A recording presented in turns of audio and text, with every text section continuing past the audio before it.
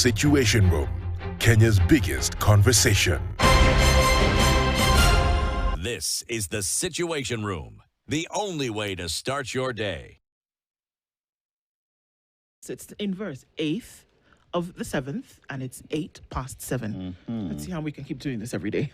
Okay, Karibu Sana, thank you for being in the Situation Room this morning. And we get into conversation at this hour.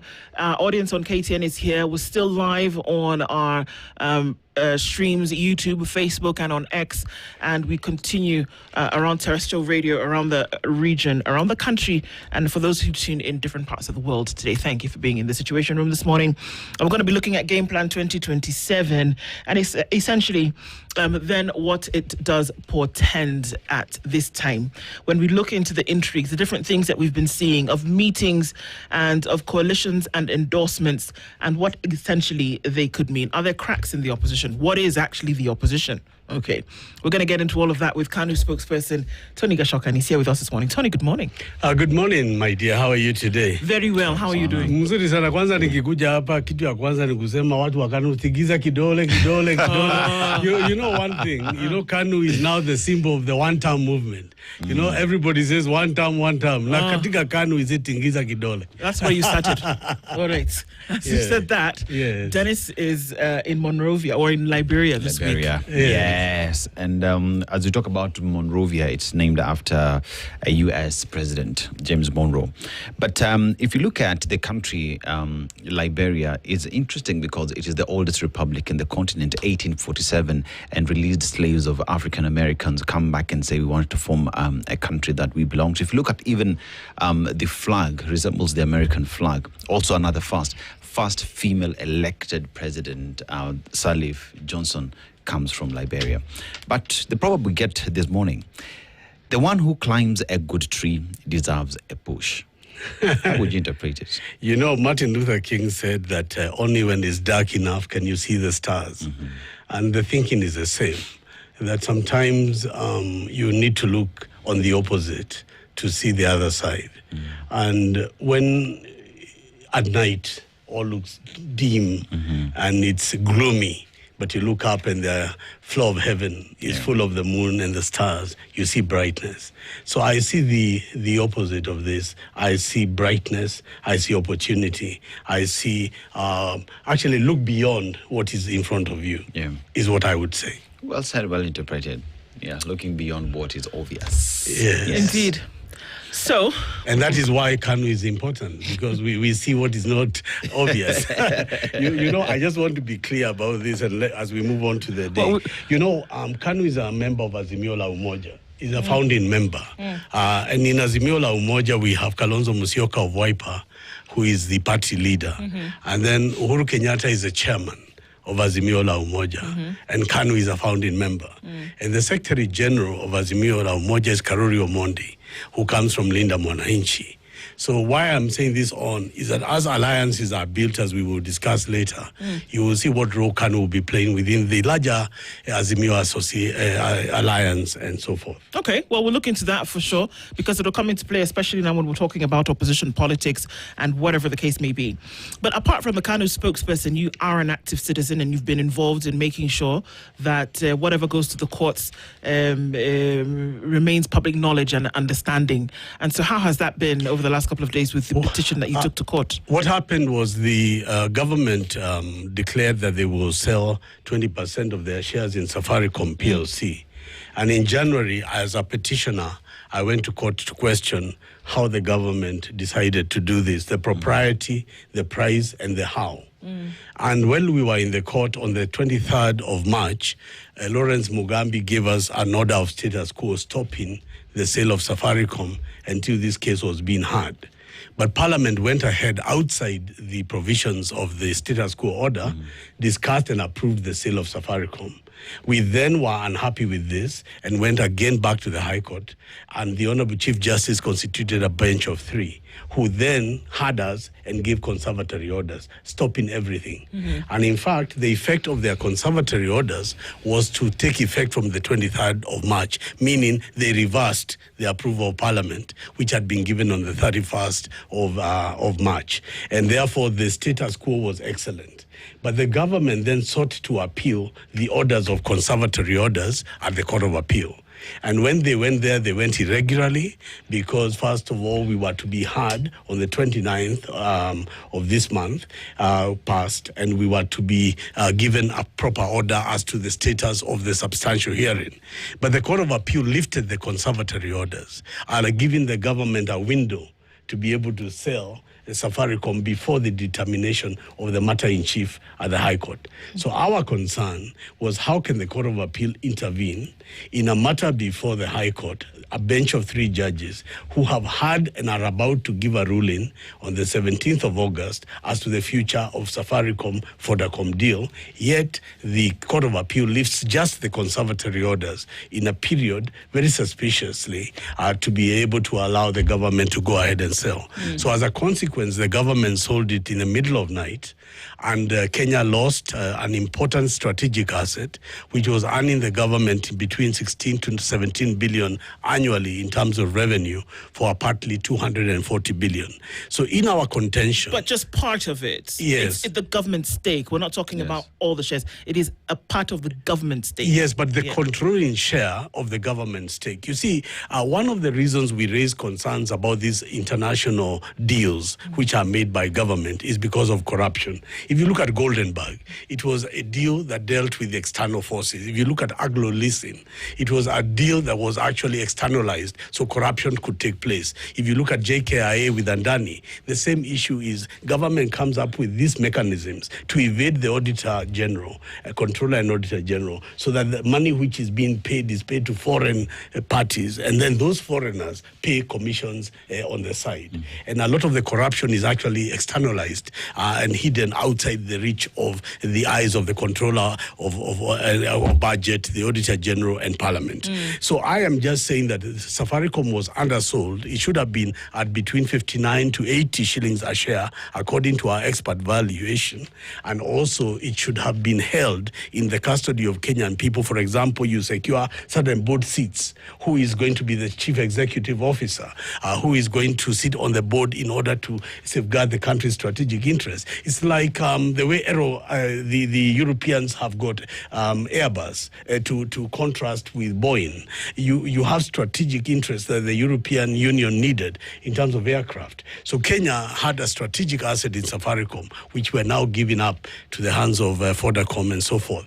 But that being said, we are back in the court on the 17th of August this month, and we are actually, it's in August, so it's actually next month. And they are going to rule on the substantial matter. The Court of Appeal did say in their ruling that the court can still decide whether or not this was legal or constitutional. By then would have been a bit too late, isn't it? Well, they argue, yes, it will be late, but they say that that those shares can revert and compensation can come. But, you know, obviously, this is a situation of trying to justify what they did. But where we are saying as the opposition is we've got the powers in the future of caveat emptor, where a new government can be able to actually penalize the people who bought this thing in an unconstitutional way and be able to ensure that it reverts to the Kenyan people. There are those things that governments can do to reverse injustices. You remember with KICC, the government of Mwai Kibaki was able to reverse it and return it to the Kenyan people. The intention of the new government coming up next year will be to reverse this illegal Safaricom transaction and return it to the Kenyan people. Okay. Well, I mean, it's one to watch and to look at. And then probably what has gobbled up the mind space of a lot of people in the country at the moment is this political, arena that everybody's playing in at the moment. You seem to be sure that Kanu is making a comeback. And if that's the case, the question is that where did Kanu go in the first place? Well, the late Raila Odinga, when he was alive, was working to build the broad-based government. And during that time, as if you remember, he brought in ODM to help William Ruto's government. There was also the entry of 4 ministers from Uhuru Kenyatta's backyard, Mutahi Kagwe, Liki Nyanjui, and Kabogo, and others who joined the government were seen to be signaling a broader-based government at the time. And at that time, Kanu was part of those discussions of could there be a broad-based government where Raila Odinga was involved in order to be able to stabilize the country after the Gen Z uprising of the 24th of June. Now, since Raila Odinga died, he died with those dreams. And many of those things shattered, including the birth of Sifuna. Sifuna is a product of the death of Baba. So is Gachagua, and so is Kanu. A lot of political realignment has taken place once the mighty Raila Odinga has left. And that political space is being occupied by new dynamics. Obviously, you heard at the house of George Natembea the other day that there is a decision by Western leaders led by George Natembea, Jack Wamboka, Kalasinga Majimbo, and so forth, to form a party which Edwin Sifuna will join to realign the Western region. This is part of the political realignment that shows the death of ODM. Because Sifuna will not just form a new party, he will live with ODM orphans. Many people will join him in the new outfit, and that will signal a realignment in what was traditionally ODM. Kanu will play a major role in the North Rift and up from the Nakuru River. If Kanu is running candidates across Rift Valley, you will not be surprised a big chunk, including 30 to 40% of Rift Valley, may vote against UDA. If you add that then to what is developing in terms of the realignment of the Uhuru Kenyatta element, where Jubilee is now a major player in the opposition, and Uhuru Kenyatta is said to be, supporting a lot of the younger upcoming people. That means the broad-based government, as envisioned by Raila Odinga, died with Raila Odinga. And so William Ruto has been abandoned and left actually with very few partners. You know, politics is about plus, not minuses. What are you adding to your coalition, and what are you losing? And what I am saying is that the losses to the UDA coalition continue to mount day after day. And that realignment, Kanu was lucky to have been, have the foresight of aligning with Kalonzo Musyoka from the beginning. If you remember the foundation of Azimo la Umoja, there was Azimio where Uhuru and Raila Odinga formed Azimio. And Kalonzo and Gideon Moi formed One Kenya. And it became Azimio la Umoja. And therefore, Kanu is a founding member of Azimio. And as Kanu spokesman, I can confirm that we are not only part of Azimio, but playing a critical role in determining how and when the ticket of the next presidential decision will be made. And that is one of the reasons I'm here this morning, to give you Kanu's position. Because I heard DP and Justin Muturi have already made a position. Justin Muturi of DP suggested and said that he will be backing Honorable Kalonzo Musyoka for the presidency within the united opposition.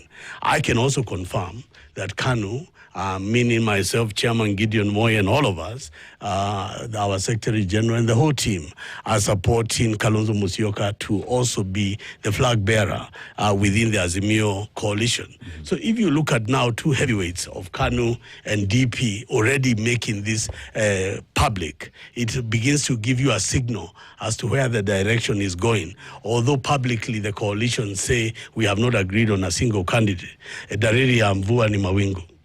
So we talk about Azimio, and when we talk about Azimio, one asks the question, what is left of Azimio, essentially, you know, because everybody who formed Azimio, some have walked out and have indicated no interest of belonging to Azimio. So as we move towards 2027, what does Azimio stand to push an agenda if the feeling out there is it has nothing to offer? I don't think you could be more wrong, because the only thing that has changed in Azimio is the ODM of Oburu Odinga has left. The Azimio of Oburu Odinga is not the ODM of Raila Odinga. The ODM of Raila Odinga is in the hands of Edwin Sifuna. The Secretary General of Azimio la Umoja is Karuri Omondi. The spokesman of Linda Mwananchi is Karuri Omondi. Karuri Omondi is holding brief in Azimio for and on behalf of Linda Mwananchi. Uhuru Kenyatta's Jubilee, led by Fred Matiang'i, is a member of Azimio la Umoja, a founding member of Azimio. Kanu is a founding member. Wiper of Kalonzo Musyoka is a founding member. How can you say that the biggest political coalition outside Kenya Kwanza has no people? But it is a misunderstanding. Let's not misrepresent the Kenyan people simply because Baba died and he was great. But political leaders died. Jomo Kenyatta died. Mwai Kibaki died. But the country and the democracy continues. Let us look at the political reality of now. who are the kingpins of 2027. Yeah, not who are the kingpins of 1997. In 2027, we are looking at the rising star of Honorable Kalonzo Musyoka. We are looking at the rising star of Rigathi Gachagua. We are looking at the rising star of Edwin Sifuna. These people constitute, to a very large extent, the force and the mass against the William Ruto coalition. And if you look at on the side of the William Ruto coalition, it is William Ruto and Papa Waroma. So if you were to look at the political weight, when you're telling me where are the numbers, you tell me where the numbers of Kenya Kwanza are. Can we ask the question as to whether these parties themselves, in the way that you're saying this, align with Azimo? Yes. When they are walking out in political discourse, or whether they're even sitting in their spaces, do they align with Azimo, or do they align with their parties first? Because very rarely in the last take 6 months, when people have talked about a united opposition, Azimo as a name doesn't show up, Tony. What is going to happen with Okalao, which is going to teach a lesson to the William Ruto and his Kenya Kwanza? In fact, it's become a laughing stock when you look at the crimes that are being committed, electoral offenses that are being committed in Olkalou with government goodies and bribery of voters. You know, on the 12th of this month, Linda Mwananchi are hitting Okalou hard. And they are going there to campaign for the opposition candidate to ensure that the opposition win this seat. On the 13th of this month, Kalonzo Musyoka leads the opposition team with Rigathi Gachagua to be able to campaign in Okalao. And that will begin to show Kenyans, indeed and in form, that we are together, because we are going to campaign and win the Okalao seat, for which William Ruto has gambled everything. The stakes are so high for William Ruto that if they lose Okalao, the future of Kindiki as the running mate of William Ruto will be at risk. Now, let me give you these numbers because it is important that I put them down. Tony, you've answered not my question, because I'm asking about this Azimo affiliation, which you still seem to think is a big idea, is a big deal here. Is there an affiliation with Azimo? Yes, there is. The name will change because they are new and emerging partners. But the Azimo coalition is alive. I have said that the Wiper Democratic Party or Patriotic Front is a member of Azimo, and the party leader is Kalonzo Musyoka. Okay, I don't know how I can explain further than that. I've told you that the chairman is Honorable Uhuru Kenyatta of Azimo. I've told you that Jubilee, led by Fred Matiang'i, is a senior member of Azimo. You've also said that Rigathi Gachagua and Kalonzo Musyoka are rising stars. Yes, I'm trying to resonate with a rising star for somebody who's been in the political arena for the last 40 years against someone you could call a rising star in Edwin Sifuna. I want to understand what you mean by that. You know, if you look at recent world history, Winston Churchill was 65 when he became the Prime Minister of England and became the leader of the Allied forces. You know, it took Churchill to defeat Hitler. You know, we are dealing with an existential threat in Kenya called Mr. William Ruto. And you need the likes of Kalonzo Musyoka. I look at Kalonzo Musyoka very much the way I look at Winston Churchill. You know, at 65, nobody could see Churchill's greatness. And many times when I look at Churchill, you always ask the question, who would have been Churchill if there was no Hitler? You took Churchill to unite the United States, to unite Stalin Russia, to unite all the forces of the Allied troops against Hitler. We need a figure who can be able to put the opposition together in a way that is cohesive, in a way that is decisive, and a way that is effective to defeat William Ruto. And why I am saying this is that Churchill came from a very small island. England was a small country that was seen that could be crushed by Germany instantly. But it was the resilience of Churchill and the forthrightness of Churchill and the diplomacy of Churchill that put together a coalition. And I am saying to you today as we speak, there is going to be calls for Sifuna to run for presidency. There is going to be calls for Matiang'i to run for the presidency. There will be calls for Kalonzo Musyoka to run for the presidency.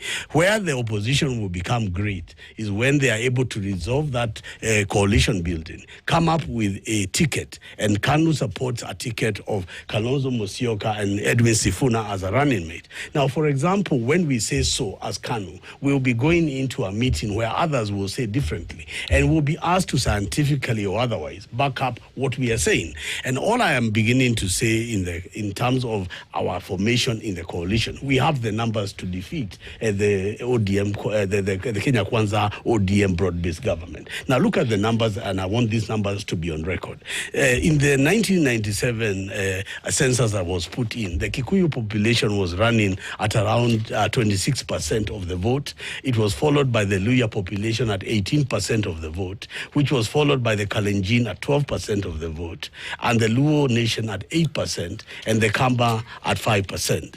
Now, if you look at the numbers as the demographics show, you will be able to see at a Kalonzo wa Munyoro ticket, in terms of coming together, starts at 31%.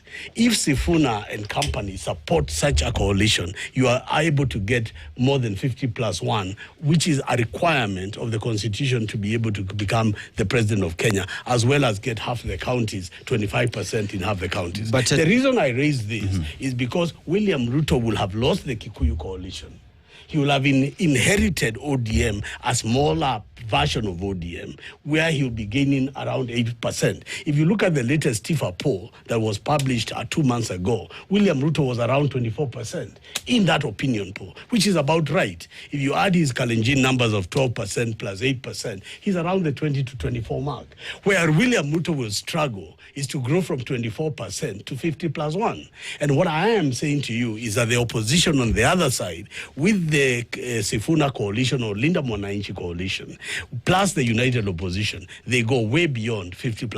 Sifuna himself has not said that he wants to run for presidency. It's everybody else who's speaking on behalf of Sifuna. I'm headed somewhere. And even as we talk about Azimo as we speak right now, the Azimo as had been formally formed. You look at Kalonzo Musyoka. Kalonzo Musyoka is seemingly more of united opposition than Azimo. Azimo never really comes up in his conversations recently. And you look at the people that he has paired with. You talk about DP. You talk about Rigathi Gachagua. These are individuals who belong to Kenya Kwanza, and that creates a confusion on what Azimo is really standing for, because a founding member in Kalonzo Musyoka is now in bed with a different partner that were on opposing sides in 2022. And with that now, with Sifuna now appearing here as would be a presidential candidate himself, he's not spoken up. So why are we pushing an idea or an agenda that does not exist as at the moment? I think you're contradicting yourself, and I think the purpose of my being here this morning is to try and explain to Kenyans what is going on behind the scenes. Because a lot of Kenyans actually want to know and understand what is coalition building. Coalition building is dynamic, as you say. It is not exact science, but it happens with a game, end game. And I'm saying to you that so far, there are certain partners that constitute what was originally called Azimo la Umoja. You have to give those people a number. There is 2.4 million, 2.5 million Kamba votes. You have to write them down and say that that is in Azimio. You must then say that within that same Azimio, there is another coalition partner. And who is the coalition partner coming? Called Linda Mwananchi. And why are they coming? I've told you Karori Omondi is the Secretary General, and he is not there by accident. He was created because a political decision is about to be made. On the 25th of June this month, in Bungoma, there will be a meeting led by Edwin Sifuna of the Western nations. They will start in Kitale, and they will end up in Bungoma, upon which a coalition will be formed and a new party will be named. That party will be heading toward Azimio la Umoja coalition. That is what I'm talking about. And they have to be given time to be able to sort out their matters and be able to create their vehicle, which would then embed itself in Azimio la Umoja. Once that is done, Wamunyoro will have finished his political marksmanship by creating DCP, again heading towards the coalition of Azimio la Umoja, where it will find Kanu, where it will find Wiper, where where they will find Jubilee. Then among this coalition, a presidential candidate will be named to fight Kalonzo. Kalonzo will be the leader to fight William Ruto. And my question then will be, what will the Kenya Kwanza coalition be to fight this coalition? What they will have, if you look at Musalia Mudavadi, very silent and absent, they will have Fort Kenya of Moses Wetangula, and they will have Oburu Odinga, who wants to run for senator of Siaya. So now my question then will be, what will be William Ruto's coalition? The question is, what position does Karoli Omondi play in Azimio? He is a Secretary General. And what role does he play in Linda Mwananchi? He is a spokesman, the spokesman of Linda Mwananchi. And even as you talk about political parties and political parties' discipline, one is not allowed to belong to two. No, the Political Parties Act, my brother, has now allowed coalition making before and after elections. That is part of the reason why a 50+1 rule exists in the Constitution, because no one party or one community can win the presidency. In Kenya, you must form coalitions. And that is why Raila was the expert of coalitions. From the Pentagon, he moved to CORD, from CORD to NASA, from NASA to Azimio, from Azimio, he moved to broad-based. That is just Raila Odinga. Okay. It is normal to be part of it. And all I am saying is that we are building a stronger coalition than that of William Ruto. All right, let's take a break and then we'll come back and see if these are things that Tony Gachoka has figured out when he's been sitting in his study, or if he's actually been in meetings and heard from people that this is actually the direction that things are going to take, and so that we're not operating on assumption. All right, let's take a break. Tony Gachoka is here with us as the Kanu spokesperson, and we're looking at Game Plan 2027.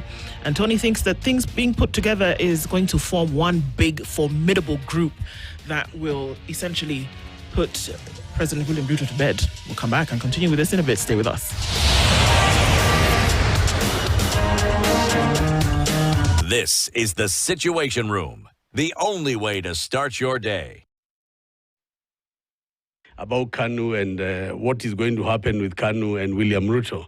Then now, you never told me the other day William Ruto will tweet and say that Gideon Moi is funding the opposition or the media. Well, I couldn't because I don't live in his head. But, So what I told you then was that Kanu made a decision that they will not join the broad-based government of William Ruto. And I told you at that time that many people, including Tony Gachoka here, sat with Gideon Moi, and we agreed that none of us will join William Ruto. Now, I'm saying to you that if you look at the development since I was last here, and when Kanu's question was being questioned about Kanu's role in joining William Ruto's government, you can see how many things have changed. And those things have not just happened by accident. Okay. There are a lot of behind-the-scenes discussions that are going on about how to build a coalition. You cannot play your whole strategy right in front of William Ruto, who anasema atatupanga. Sisi mgoje muone, nitawapanga hawa jamaa. Wacha niseme hapa Spice FM, where William Ruto tutakupanga sisi. Sisi tunakupanga wewe. Kwa sababu yeye mwenyewe hajui vile tunampanga. I am telling you to be a force that he will never be able to handle. I am telling you the moment Kanu runs candidates throughout Rift Valley, 40 to 50% of Kalenjins will vote in Kanu. And will not vote in UDA. I am just also telling you the strategy so that you are aware. We are going to rock William Ruto even at home. And I also want to tell you today, when Irungu Kangata comes from Muranga and says, I am supporting the opposition, I'm even a friend of Linda Mwananchi. Tony Gachoka of Kanu is running for governor of Nairobi in Kanu ticket. And he says, I'm also in opposition. Then there is Wamunyoro, who also says, I'm in opposition. Is it an accident that Irungu Kangata from Muranga, Rigathi Gachagua from Nyeri, and Tony Gachoka on one side, all of us saying that it is one term? These are matters that are going on. What is happening is that these formations did not look like you could not predict Irungu Kangata would be Linda Mwananchi. You could not predict that Kanu would be an association with Wamunyoro. And so what I am saying to the country is very soon this will unravel, and it will start to happen in the month of August. I have told you that this month there is a critical meeting in Western Province, starting in Kitale, led by Honorable George Natembea of the Tawe movement. The Tawe movement will convert itself into a political party, bringing the larger Bukusu into the opposition in a formation of a new party. That party already has Jack Wamboka, it has Kalasinga, Majimbo, it has got Edwin Sifuna. In fact, the only non-Bukusu in that meeting was Ototsi. Everybody else was from Bungoma. And that meeting will start in Trans Nzoia, go all the way to Bungoma to consolidate the Bukusu vote. The Bukusu constitute 50% of the Luya vote. That is why Wamalwa Kijana was such a major ally of Mwai Kibaki. It is because of the force of the Luya numbers. And once you have the Bukusu together, you neutralize Moses Wetangula.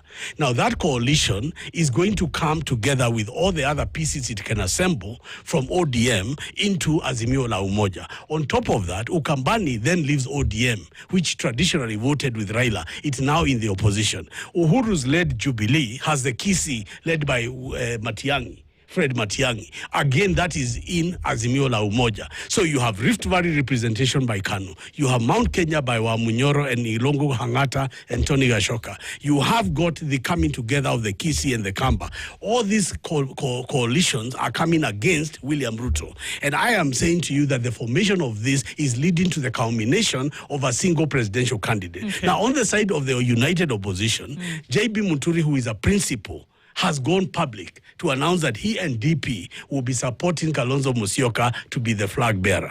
Tony Gachoka and Kanu have also said, we are supporting Kalonzo Musyoka to be the flag bearer of that coalition. Okay. Others will now speak their positions. In the meantime, Linda Mwananchi is reorganizing itself to come and join the wider opposition. And their leader will be named on the 25th of July, who will be Edwin Sifuna at the age of 44. I am so excited for Sifuna, because Sifuna is emerging as a young, credible individual who has got a lot to offer to this country. And once he is the de facto leader of Linda Mwananchi, he will be the man to negotiate with. Now, you see a situation where we will have Kalonzo Musyoka to become the presidential candidate. Edwin Sifuna could be the running mate of that ticket. And you can actually then be able to negotiate for someone like Rigathi Gachagua to be the prime minister. Now, although he has got his legal problems, which are yet to be determined by the courts, the issue of prime minister will not be on the ballot and therefore can be addressed in the new government through a parliamentary process. When Raila Odinga was the second prime minister of Kenya, Tony Gachoka was the chief of staff in the office of Raila Odinga. And I was able to see how Kibaki and Raila Odinga formed through parliamentary bill the office of prime minister. So with the numbers in parliament, we can create a position of prime minister for Rigathi Gachagua. With all of this, do you imagine that William Ruto, who you said we will panga, does not see all of these things that you said? You see, Africa is littered of the likes of William Ruto. There was a man called Mobutu Sese Seko. Before him, there was a guy called Sid Barre. Before there was Idi Amin. Look, let me tell you, dictators, even Mugabe, dictators and people like that see themselves as the alpha and the omega. When they fall on their own swords, they never see it coming. William Ruto will actually fall so suddenly, he will not even believe it. He surrounds himself. Let me tell you, today's chief campaigner in Okalao is Moses Kuria, who he has fired. Moses Kuria was a former minister for trade, fired by William Ruto. He then became some advisor. He then became jobless after just working a few months. Now he's a point man of Okalao. It shows you how low William Ruto is. William Ruto requires Moses Kuria to win Okalao is laughable. Why am I saying this thing? I'm saying this thing because a strong person projects political strength with the people he associates with, who are the partners of William Ruto, in order for his presidential ambition to be true. If you go to Western Kenya, his campaigns are led by a man called Farouk Kibet. Farouk Kibet is the one who holds all these development meetings, and he's the one parading people around and says, Mimi ni Farouk, munataka nirudi hapa, hawa wakabila, hawa nini. Every day in the news, you find Farouk Kibet is the chief campaigner of William Ruto. How many votes can Farouk Kibet add to the basket of William Ruto? William Ruto needs to look outside his basket of Rift Valley in order to add his numbers. And why Kenyans need to understand that the campaign of Ruto is working is not because we are violent, it's not because we cause the kind of drama that Ruto does, it's because we are silent. The Kibaki revolution of 2002 was a silent revolution. It was actually done very quietly under the table. People were laughing at Kibaki and Gilu and Wamalwa, and they were saying, and when the votes were counted, it became the unbogable election of 2002. Yeah. Tony, in all that we've discussed in this morning is a strategy that the political class is making behind closed doors and making sure they come up with a winning formula. But in all these, whether it is Azimo, United Opposition, whether it is the Tawe movement, where is the voice of Kenyans and what they really want as we push forward? Because everything I've heard so far is so-and-so is coming with the Luya vote, is coming with the Munyoro vote and all that. But where is the voice of Kenyans and things they've been pushing for and the change they want to see in all these conversations? Because that seems to be silent. I really wish you had joined me at the Bombers of Kenya when we were forming the new constitution. You know, one of the reasons people like me march in Sabasaba, which we marked yesterday, Sabasaba was the calendar day that commemorates the multi-party democracy. Multi-party democracy in Kenya was critical because we made a decision as a country that we'll be expressing ourselves through political parties. So political parties are formed to be the voice of the people, for the people, by the people. And so when I speak about Wiper, I am speaking about the Kamba Nation. Those are people. When I'm talking about Linda Mwananchi, I am talking about the ODM fallout or orphans of Baba. Those are people. When I am talking about Wamunyoro, I am talking about 7 million votes. Those are people. So I don't understand whether we are speaking Swahili or English. I am talking about the vehicle that the Constitution allows us to assemble under, which is political parties. So parties come together and form coalitions for the purposes of fighting and acquiring governmental power. And there is no other constitutional means other than anarchy that you can be able to go and fight for power. So I am describing for Kenyans so that they understand this morning at this beautiful platform of Spice FM, how those parties, which they are members of, are coming together to give them the opportunity to vote via the general election of 10th of August. Now, these political parties, under the Political Parties Act, have to come together in a coalition. But before they do that, they have to clean their houses and put their houses in order. And that is why you are having a problem. There were so many people who wanted to emerge as the leaders of Linda Mwananchi. I've seen you've hosted here Babu Owino. And when I came here and I told you I'm going to win Nairobi governor, you told me that Babu Owino is ahead. And I told you Babu Owino is going nowhere, but you didn't want to hear me then. Let me tell you now today, under what coalition will he run? And, so forth. I hear what you're saying. So Tony, what I am saying is, if you are Babu Owino and you do not calculate your strategic political alliances well, you may find that you are not only partyless, but you are coalitionless in order to be able to put the numbers together to run and win Nairobi. Tony, and let so me forth. ask the question again that Dennis asked. You're talking about coalitions as though that is the panacea to the problems that people are looking into today. The question is, what is to be delivered to the people of Kenya today who are looking for a difference in leadership and governance? Coalitions and parties aside, Tony Gachoka wants to run for Nairobi governor.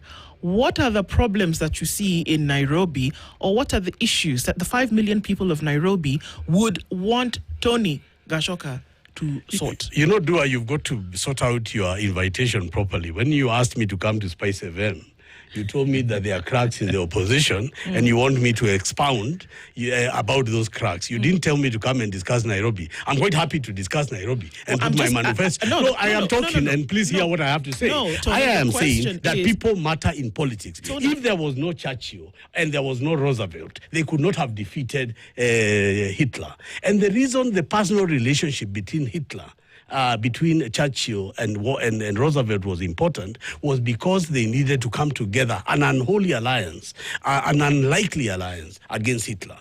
People in the building of coalitions and in the building of political power matter. It matters that Stephen Kalonzo Musyoka is a decent man. It matters that Edwin Sifuna is a decent man and has emerged. It also matters the that people they who are actually sit down going to go and to talk the ballot. together. So my question is simple. You are asking Tony, me. my question is simple. I'm asking you that where does the voice of the people fall in all of this coalition? Whether there are cracks in the opposition, whether the opposition is united, whether it's a whole kumbaya party. No, my question is simple, Tony. My question is simple here, and I'm asking. You need to speak to the mic. You need to speak to the mic. No, Tony. You cannot put a question to me. You need to answer the question. But let me answer the question. The question is simple. I am here to answer, or you answer it. What I am saying to you is this: Edwin Sifuna comes from the people. He doesn't come from Tony Gachoka. I didn't create Edwin Sifuna. He was created by Linda Mwananchi and the people. They have been all over Kenya. Okay, don't get triggered. Don't get triggered, Tony. Just calm they have down. been everywhere. Just In calm Kenya. down They so we can been to have a Kisii. constructive. No, you're asking me, who let's are the have a people? constructive conversation. You cannot I'm not have a asking constructive who the conversation people. when you interrupt. No, I'm not asking who the people are. I'm asking, like Dennis asked, where is the voice of the people in all of this? I think let me paraphrase it and look at it this way. When you look at political parties, for instance, let's talk about Azimo. Azimo is formed by different political parties, and with Azimo, there are delegates of Azimo, right? Now, when did Azimo as a party sit down with its delegates to listen to where it is they want to go next? Because when all these decisions are being made, it is seen from the public eye that it is the political class sitting in a boardroom and making decisions for political parties that belong to the people. I don't think Where that the are public. I don't think that the public. Where are the people in all look, these conversations? I don't think that the public eye is you or Dua. You are not the public. Ndu. You are reporters who are meant to ask us as politicians to explain I've asked you the ourselves. question. And I'm answering to you. Yes. I'm saying that the Linda Mwananchi came up with an idea. They went and sold it kwa wananchi. Walianza Kitengela. Wakatoka huko wakaenda Kangemi. Wakatoka Kangemi wakaenda Thika. Wakatoka Thika wakaenda Kisii. Wakatoka Kisii wameenda sasa paka Western Kenya at the end of this month. Wameenda Mombasa. Wakiuliza wananchi wa Kenya kama wanaunga mkono Linda Mwananchi. Wananchi wa Kenya wameendelea kuwaunga mkono. And because of that, Linda Mwananchi becomes a force of the people because of those consultations. And because of that, leadership emerges from Linda Mwananchi. When the Gen Z movement hit Kenya, people were saying, who is their leader? They are leaderless. What is going to happen? And that is why the whole thing went down, because the momentum never identified leadership. And I'm trying to tell you from a political strategic perspective that whatever is people-driven must have leadership. There has to be a Churchill. There must be a Churchill to fight Hitler. There must be Roosevelt coming together with Stalin to form the Allied forces. And I am telling you, and you're not hearing me, that there is the Kisii people have chosen Matiang'i to be their voice. The Kamba people have chosen Kalonzo Musyoka to be his voice. Now, if you tell me to prove that, how do you want me to prove it? Because I can only prove it in an election. And that is why coalitions come together and assemble parties and leaders within those parties and then offer themselves to the public for that referendum by the public in elections. But I am saying to you, nobody is just speaking names from a hat. The way it's been put to me is as though Gachoka amekaa pahali kwa boardroom na yeye ndio amechukua jina ya Sifuna. Kwani I am closer to Eugene Wamalwa than I am to Edwin Sifuna. But the Luhya nation wants Edwin Sifuna.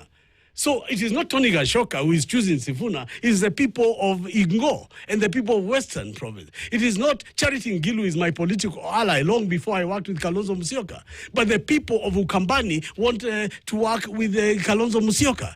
There is Maraga, who was a former Chief Justice, who wants to run in Kisii. But the people are choosing Matiang'i. It is those people's expression that it comes together to form a formidable coalition. When I say I am running for governor of Nairobi, I am saying I'm running for governor of Nairobi because the people have to choose whether they would vote for Tony Gachoka or Babu Owino. And when they make that decision, then the opposition will either come behind Tony Gachoka or Babu Owino. And I'm putting it to you that Tony Gachoka is ahead of Babu Owino. That is not to say that Babu Owino is not a person or that the people of Nairobi don't matter. It means that people do emerge from these political opportunities. And those people that emerge then constitute themselves into a corporate, which is called a political party, under the Political Parties Act and under the Constitution of Kenya, because Kenya is a multi-party democracy. If we look at the opposition as we speak right now, especially with decisions that have been made, you see Justin Muturi of DP has said his weight is behind Kalonzo Musyoka.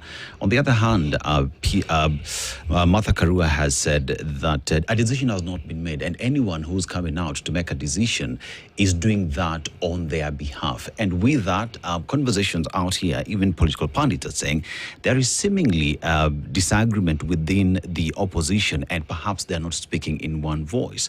What would you say how would that inform or affect the united opposition's push towards picking a single presidential candidate? Because why am I saying that? You realize that Linda Mwananchi has been away. United opposition has been pushing the agenda for a very long time. With the entrance of Sifuna, if he will join the party, how does that affect united opposition moving forward towards the election? I want to say that the Honorable Martha Karua does not have a bigger voice than JB Muturi. She doesn't have a bigger voice than Kanu in that coalition. She has her voice, and she's entitled to have her view that she's waiting for whatever she's waiting for her to decide whether she will run herself or back someone else. And that she's fully entitled to do.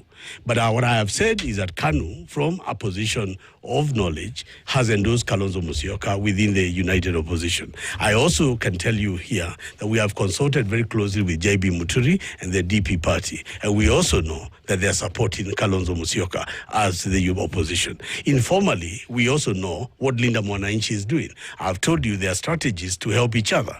I've told you that on the 12th of this month, Linda Mwananchi will be going to Olkalou. ODM has no candidate in Okalao, but they will be going there to support the opposition candidate, which people will begin to see that we are together, because obviously Linda Mwananchi will be campaigning for a seat to be won by a DCP, which is in the united opposition. After that goes on, you will find that the temperatures start to go up as we come nearer and nearer who will be the team captain. If you remember when Raila was choosing a running mate, this was the same case. Kalonzo Musyoka wanted to be a running mate. Martha Karua wanted to be a running mate. So many people, they were taken through the Serena process. And if you remember at some point, Kalonzo was so annoyed, he went back home to Yatta to rethink what was going on, because coalitions are difficult. The fact that JB Muturi and Kanu are saying that we are with Kalonzo Sifuna ticket now does not mean that others do not have opinions. But it means that we must start this discussion seriously. And if Kalonzo is already attracting the weight of 2 or 3 heavyweights within the coalition, we can only hope he can get more.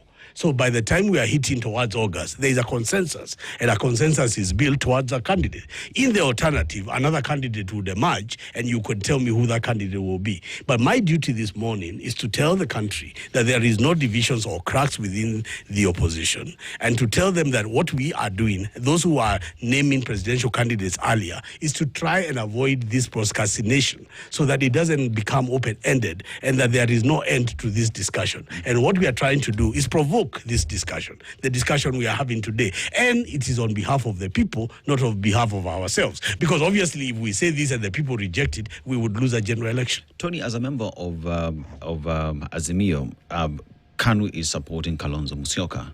On the other hand, there is as well Sifuna, who's being propped up to come up and run. One asks the question then, where Jubilee as well has its own candidate within Azimo, what is the voice of Azimo as a coalition on who they are supporting as a presidential candidate? By the way, we have not done that well.